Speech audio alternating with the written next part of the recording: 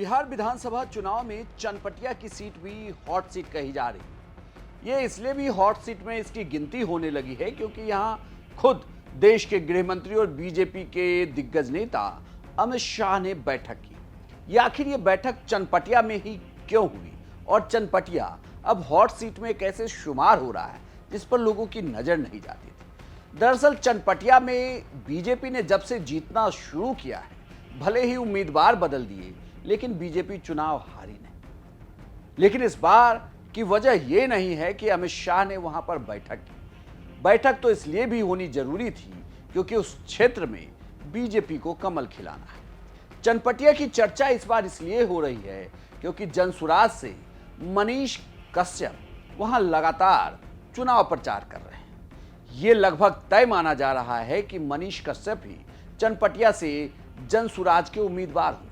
जनसुराज 9 तारीख को 9 अक्टूबर को अपने कैंडिडेट की घोषणा कर देगा। उसमें से चनपटिया की सीट की भी घोषणा हो सकती है।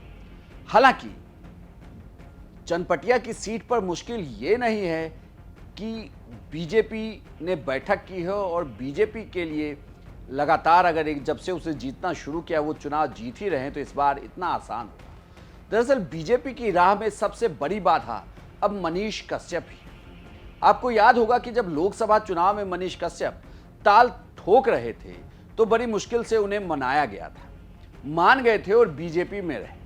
लेकिन बीजेपी से बगावत करके या यूं कहें कि बीजेपी का साथ छोड़कर मनीष कश्यप ने जब से जनसुराज का दामन थामा है तब से लगातार वो क्षेत्र में चुनाव प्रचार कर रहे हैं। प्रशांत किशोर का साथ है तो मनीष भी डटे हुए हैं कि चुनाव तो चनपटिया में जीतना ही। इसके पहले मनीष कश्यप जब चुनाव लड़े थे तो लगभग 10,000 के आसपास उन्हें मत चनपटिया में आया था। लेकिन चनपटिया में बीजेपी को हराना इतना भी आसान नहीं है। लेकिन इस बार इसलिए ये कहा जा रहा है कि दाल गल सकती है जनसुराज की, यानी कि मनीष कश्यप की चनपटिया में, क्योंकि बीजेपी के 1-2 नहीं बल्कि 3-3 बागी चुनावी मैदान में ताल ठोकेंगे। इसका मतलब कि जो जातीय समीकरण है उसमें भी सेंधमारी पूरी तरीके से की जा सकती है, क्योंकि ताल ठोकने वाले नेता सभी भूमिहार जाति से ही आते हैं। तो ऐसे में क्या ये माना जाए कि मनीष कश्यप की मेहनत इस बार रंग ला सकती है? मनीष कश्यप पहले यूट्यूबर रहे हैं, लगातार वो अपनी रिपोर्टिंग के जरिए छाए रहते थे, अलग अलग मुद्दों पर वो बात करते थे और लगातार घेरते भी रहे।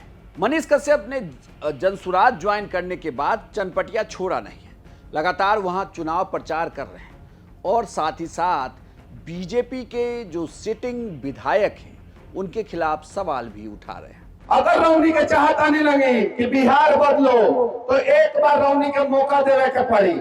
कांग्रेस के रौनी के 45 साल जितैली लगेगी ना बिहार में, जितैनी की ना। लालू जी के 15 साल देने लगेगी ना वोट, देनी लगी। नीतीश कुमार रौनिया के वोट से ना 20 साल से जौन बाटे मुख्यमंत्री बनन, प्रधानमंत्री के सपना देखत देखत पूरा बिहार के बर्बाद कर दिला नीतीश कुमार। और पिछला 11-12 साल से मोदी जी प्रधानमंत्री रौनिया के वोट से ना बानी की ना बानी। तो का रौनी के वोट से जौन बाटे नीतीश कुमार मुख्यमंत्री बन सकता, कांग्रेस 45 साल शासन कर सकता, मोदी जी प्रधानमंत्री बन सकता, तो रौनी के वोट से रौनी के बेटा राजा नहीं के बन सकत। अब पलदार बनान की राजा रउआ बताई। अगर पलदार बनावे के बाद तो नीतीश कुमार लेके जाई और राजा बनावे के बाद हाथ उठा के एक बार प्रशांत किशोर लाख ताली बजाई, ताली बजाई। और ये वो प्रशांत किशोर है जिसके बारे में लोग कहता है कि बहुत पैसा लेके आया है। कौन सी लेके आया है? पैसा लेके आया है। ये बात सही है कि प्रशांत किशोर बहुत पैसा कमाए हैं, ये बात सही है। यूएन तक का सफर किए हैं, यूनाइटेड नेशन तक का सफर किए हैं। बिहार की धरती पे पैदा होकर यूनाइटेड नेशन तक का सफर करना, बिहार की धरती पे पैदा होकर जिस बिहार से एक भी प्रधानमंत्री नहीं बना उस बिहार का लड़का प्रशांत किशोर नरेंद्र मोदी को प्रधानमंत्री बना दिया।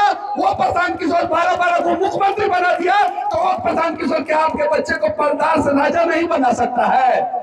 उसने अपना सारा पैसा, तन, मन, धन पूरा बिहार के लिए समर्पित कर दिया है। अब आप लोगों को जो है प्रशांत किशोर के साथ कदम से कदम मिलाकर चलना है।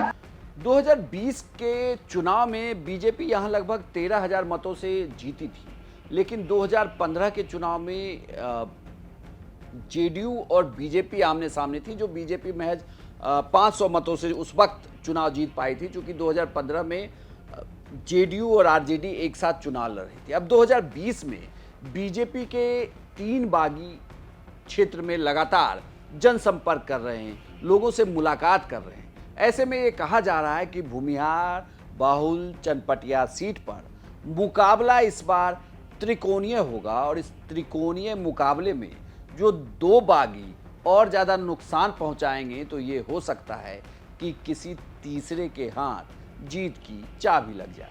आपकी क्या राय है, हमें कमेंट बॉक्स में लिखकर जरूर बताएं, और बिहार की तमाम खबरों के लिए आप देखते रहिए सिर्फ बिहार तक।